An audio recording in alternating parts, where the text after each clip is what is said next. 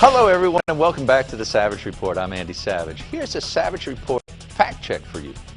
The town of James Island first tried to incorporate way back in 1993, then again in 2002, and then again in 2006, but the latest effort was again denied by the South Carolina Supreme Court back on June 20th. Joining us now is freelance reporter Charlie Morrison. Charlie Morrison is the one who covered the town for many years in the pages of the James Island Messenger and probably is the one responsible for bringing down the government of Mary Clark. Charlie, it's good to have you with us. Thanks for having me again, Andy. If the definition of insanity is to do the same thing over and over and over again, expecting a different result, are all those people out in James Island crazy? You know, I guess you could entertain that as a possibility, and I think that is entertained as a possibility from the outside, but, you know, living there for 10 years, now I'm going to be honest with you, I'm a Yankee, but I've been here 10 years, and I've worked professionally. Wait a minute now. Honesty, Yankee? Yeah. Does that go together? It does go together. Believe it or not, there are anomalies out there, and I happen to be one of them. But in 10 years living here, and in 3 years covering this, I've seen an evolution take place with both the people and, you know, the way it's manifested itself in these three towns. This effort, if it does go forth, and believe me, it will, the fourth effort to form a town, it's different from the predecessor, the third effort, and that being different from the second one, and so on. And each time they've tried to reform, it's grown, and they've grown a stronger case for making the town. And I think personally that each time that they've actually gotten the statute passed and they've formed a town, they've done a little bit better as far as providing services and being the municipality people want them to be. Is that because of a change in management? Is it the new mayor who's really doing, and the buzz is they're doing a terrific job out there. Do you find that? Yeah, you know, they are doing a terrific job. I think it's fair to say that the new management has been very, very good, and they've done a lot of good things. Now, I'm not going to say that the previous management didn't do a lot that led to this. A lot of the groundwork was laid by Mary Clark and her administration. Now, that being said, these guys have really taken it and run with it. Public Works, Councilman Carter McMillan and others have really taken the lead on that, and, you know, ditches are getting cleaned. People are, you know, their responses are being attended to. Crime has been dealt with largely through the efforts of Councilman Karen Wilder Smalls, who's kind of spearheaded the neighborhood watch efforts. You know, zoning's been a little bit better. Just general town management has been better under Woolsey's administration, just organizing the town. And frankly, over the past 7 or 8 months, things have been getting done over there.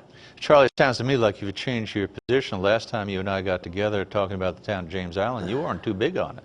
Well, yeah, you know, it's hard to get your real personal opinion in there when you're covering it so closely, but you know, I've often questioned whether, you know, as you questioned the mayor, whether there was a duplication of services and whether it was, you know, efficient or not. But, you know, in my years covering this thing, I've really come to appreciate the desire of these people for self-determination. I mean, these folks want their own government. They want to be a part of the decision-making process, and they don't feel that they're treated with reverence as they should in any bigger form of government, whether it be city or county. You know, what is the deal with Mayor Riley? It almost seems personal with him and trying to put down the will of the people on James Island. What is his objection to the town? Is it political? Is it personal? Or is it meritorious? I think it's political. I think Really? he wants the growth of the city of Charleston.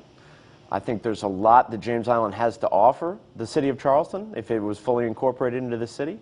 I think the tax dollars, obviously, we know go up. What about the Queen of James Island? You keep up with her? Mary Clark? Yeah. What is she doing these days? Well, she's got a number of side projects.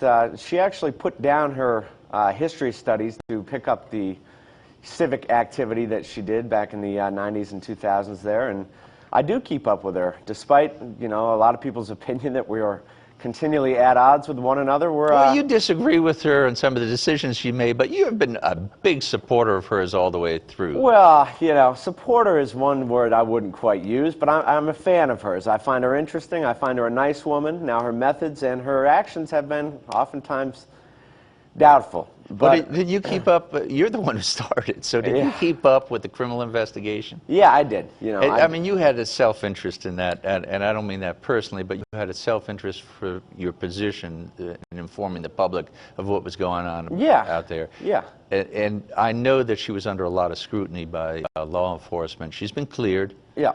Well, we Must have been her attorney. It must have been her attorney. She has a number of good ones that are friends of hers. But, you know, I kind of snickered throughout that whole thing, knowing what I knew about the entire situation. And yeah, there were some irregularities there. We're not going to make any bones about that. But I didn't think they had much on her. No, because, I mean, Mary Clark, if anything, was never interested in herself. No. It was always to promote the town. Is that not true? It is true in my mind. But then again, this last decision she made to send the five $1,000 checks to the recently formed Sea Island Chamber of Commerce, in which her daughter was that was a little fishy. You know, it was against. It didn't strike me as normal Mary.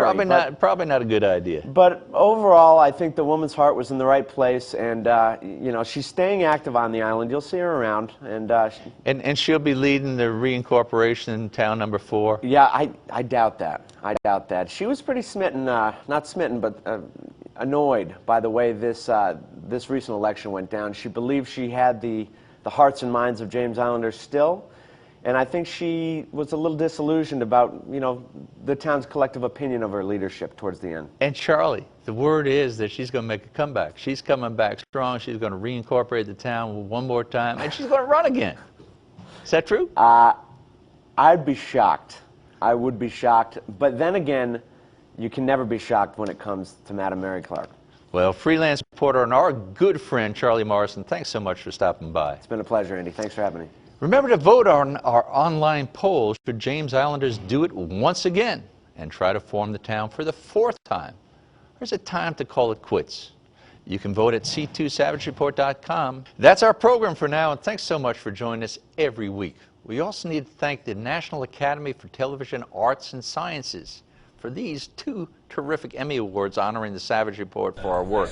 We were the only low-country station and the only low-country program to receive these honors, and we couldn't have done it without our incredible staff. Executive producer and my good friend Dan Crossy, director Ellie Whitcomb, associate producer, my wife Cheryl Savage, and program director Charlie Thompson at Comcast C2.